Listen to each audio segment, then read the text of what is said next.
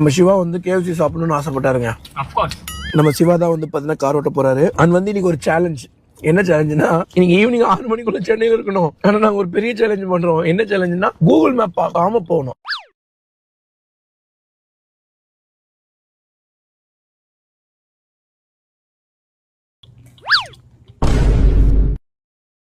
ஓய் ஓய் தம்பி ஒரு நாள் வந்து பாத்துட்டீங்கன்னா நம்ம கார் பெகசஸ் தாங்க ஓட்டிட்டு இருந்தான். நல்லா ஓட்டிட்டு இருந்தான். பலினோ ஓரளவுக்கு தான் ஓட்டிட்டு இருந்தான். இல்ல, பலினே தெரியல, ஒரு மாதிரி கிறுக்குத்தனமா ஓட்டுறான். மலை ஏறி தடாருன்னு நிப்பாட்டிடுறான். திடீர்னு பிரேக் அடிக்கிறான். அது ஒண்ணும் இல்ல, ஒரு சின்ன ஒரு மனப்பதற்றம். அதான் அந்த ஆட்டோமேட்டிக்கும் மேனுவலும் இப்போ சேர்ந்து கன்ஃபியூஸ் பண்ணுது போல தம்பிய. எஸ், என்னடா அந்த வண்டியில ஒண்ணுமே இல்லாம போகுது. வண்டி ரெடி பண்ண கொண்டு போனாங்க. எல்லாம் எடுத்து கண்ணாடி கிண்ணாடி எல்லாம் பிரிச்சு பெயிண்ட்லாம் அடிச்சு பயங்கரம் ரெடி பண்ண போறாங்க போல. இப்போ நம்ம எக்ஸாக்டா நம்ம கவுண்டம்பாளையம்ல இருக்கோங்க, கோயம்புத்தூர்ல. இங்க இருந்து வந்து பாத்தீங்கன்னா ஒரு 500 கிலோமீட்டர்னு வச்சுக்கலாம். 8.5 மணி நேரம் ஜேர்னின்னு வச்சுக்கலாம்.